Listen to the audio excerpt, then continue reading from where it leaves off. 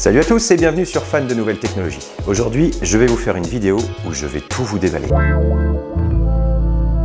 Une vidéo d'unboxing, bien sûr. Vous savez, je teste pas mal de nouvelles technologies, mais il y en a plus que certaines où je suis plutôt assez excité.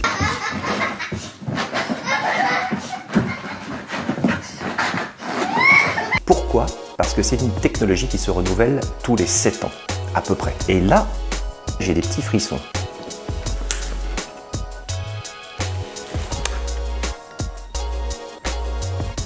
C'est très gros. Je l'ouvre tout de suite.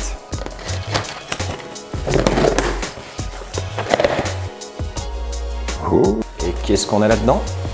Une magnifique PlayStation 5. Je ne suis évidemment pas sponsorisé, c'est un achat personnel, donc je vais avoir un avis objectif, et ça c'est cool. Donc, qu'est-ce qu'on a déjà sur cette boîte? Donc là on voit écrit 8K, 4K jusqu'à 120, et du HDR, ok.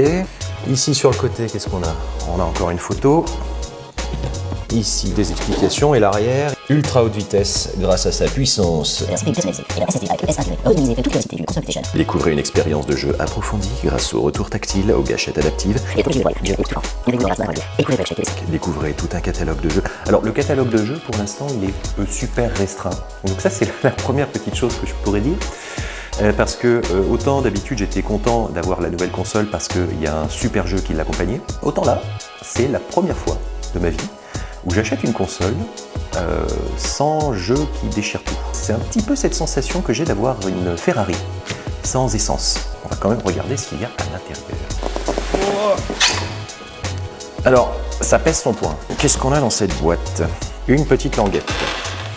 On a ceci, c'est-à-dire le câble pour brancher la console, toutes les notices, le fameux câble HDMI 2.1. Alors j'ai pas mal regardé d'infos sur ce fameux câble HDMI 1 puisque mon écran est collé en fait au mur et il faut que je enlève mon écran pour repasser le nouveau câble et ça me ressoulait.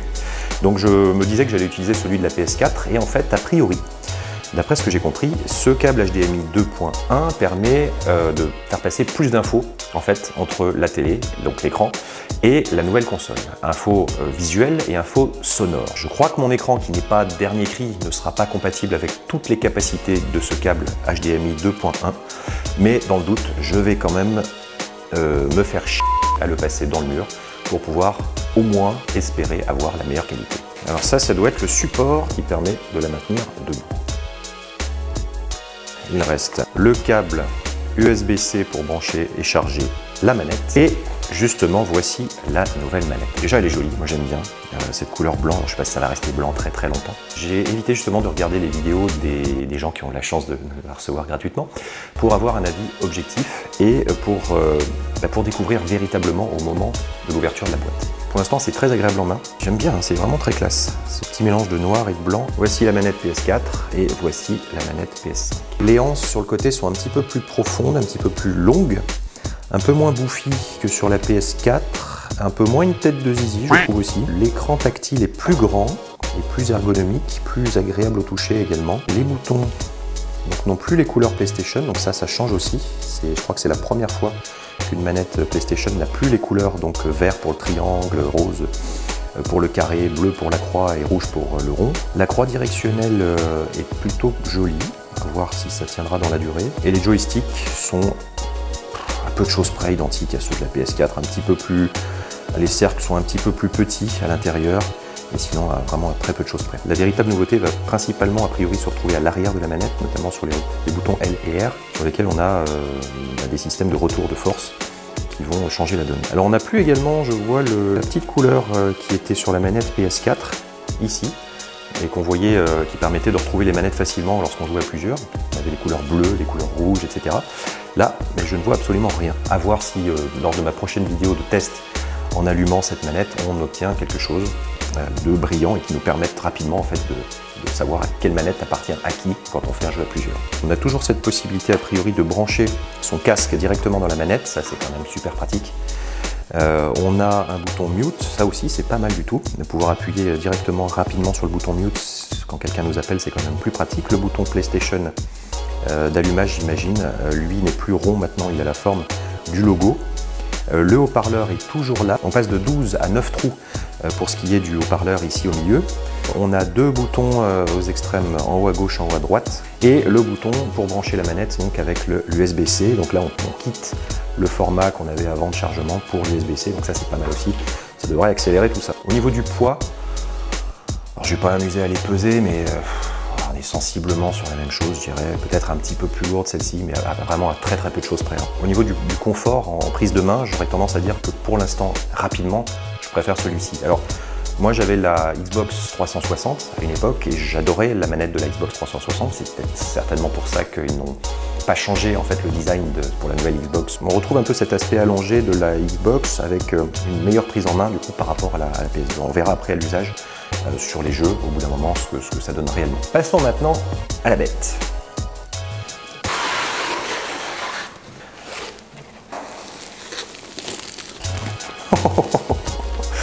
Oh la vache! C'est énorme! C'est énorme! C'est énormissime! Alors je suis pas petit, hein, je fais 1m84, nom de Zeus Smarty. Donc de ce côté-là, la première tranche, nous avons le logo PlayStation qui apparaît ici en haut à gauche. C'est un trou tout simplement, donc il laisse apparaître le plastique noir qui est en dessous. L'ensemble est plutôt, alors c'est pas soft, c'est pas un toucher qui est soft, mais bon c'est pas grip non plus. Quoi. On a le grip qui est à l'intérieur et pas forcément autour. Donc c'est pas mal. Alors à voir si le blanc tient dans la durée, s'il ne jaunit pas et en termes de solidité, ça a l'air solide. Vous pouvez le constater. Alors il y a 2 versions. Moi j'ai pris la version ici avec le lecteur de disque parce que tout simplement j'ai encore des DVD. C'est l'unique lecteur de disque que j'avais sur la PS4. Donc si je renouvelle pas ça, je me retrouve avec un gros stock de DVD qui ne sert plus à rien. Donc pas forcément pour la rétrocompatibilité, même si a priori c'est possible. Et franchement, j'avoue que j'ai du mal à rejouer des jeux PS1, PS2, à la limite PS3. Je trouve que le rétro gaming passe beaucoup mieux sur des jeux Neo Geo ou même chez Nintendo et Sega. Alors, on a ici au-dessus un système d'aération qui fait une bonne partie de la console. En fait, ça part de tout en haut ici et ça va descendre jusqu'à peu près ici. Donc ça fait une bonne partie ici de la console qui a une ouverture et qui donc permet une évacuation de l'air chaud de manière à éviter les surchauffes tout simplement. Alors, d'après ce que j'ai entendu dire, a priori ça ne chauffe pas et a priori ça fait moins de bruit. Ce qui franchement est cool parce que la PS4. Alors à l'avant, on va retrouver ici une prise USB et ici une prise USB-C a priori avec marqué SS. Alors je pense que ça n'a aucun rapport avec les nazis. Ici un bouton pour éjecter le disque et ici un bouton pour allumer et éteindre la console. À l'arrière ici, nous avons tout en bas donc le connecteur AC, donc ça c'est pour brancher la console à l'électricité. Nous avons ensuite la prise HDMI, donc là pour relier la console à l'écran. Ensuite nous avons le câble LAN donc pour brancher la console à Internet via un câble directement. Et ensuite 2 ports USB 3. Et voilà, pas grand chose mais ça suffit. Vu la forme de la console qui est plutôt comme ça, je vous avoue que j'ai pas tellement envie de la mettre sur le côté. Alors normalement ça devrait se mettre comme ça sur le côté. Voilà, sauf que là, ah, ça fait bizarre en fait. Ça fait un peu bizarre, ça bouge. Je suis pas sûr que ça soit vraiment fait pour se mettre dans ce sens-là en fait. C'est pas stable du tout. À mon avis, elle est clairement pas faite pour être mise allongée. On va donc monter le système pour l'accrocher. Vous prenez ça, vous le tournez et ça va libérer un endroit où il y a une petite vis. Vous le positionnez comme cela. Et la petite vis, vous venez la mettre ici dans le trou. Je vais chercher une cuillère. Et elle est encore plus haute maintenant avec son super socle. Alors si on devait faire un petit retour en arrière sur ce qui s'est passé dans l'évolution des produits Sony, on aurait la PlayStation 1, la PlayStation 2, la PlayStation 3. Ah bah oui, je l'ai vendu. La PlayStation 4, cette ventouse. La PlayStation 5 est très grosse, que ça soit à l'horizontale, à la verticale ou vue de dessus. On est clairement sur un mastodonte. Beaucoup plus lourd, beaucoup plus grand. On est moins sur une tour de PC, je trouve, que chez Microsoft, mais, parce qu'il y a tout cet aspect de design avec ces petites courbes très féminines, etc. Mais on est quand même sur du mastoc, du lourd, du gros, il faut de la place, quoi. Et comme je vous le disais, elle n'est pas vraiment faite pour être allongée, elle n'est pas stable en étant allongée. Elle est faite pour être debout. Donc si vous aviez pour habitude de ranger votre console dans le meuble télé en dessous, c'est mort. C'est mort. Là, il faudra l'installer à côté du meuble ou à côté de la télé si la télé n'est pas trop basse, parce que sinon autant vous dire que vous perdez un quart de votre télé. Mais en tout cas, il va falloir trouver une solution.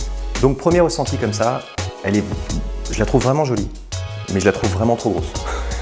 Alors je sais qu'il n'y a pas de magie, hein, on ne peut pas condenser non plus trop de choses dans une petite chose, mais c'est un peu l'idée des technologies qui évoluent, de pouvoir justement mettre de plus en plus de choses perfectionnées dans un espace qui est de plus en plus confiné. Oh, je n'ai pas utilisé ce terme, qui est de plus en plus restreint.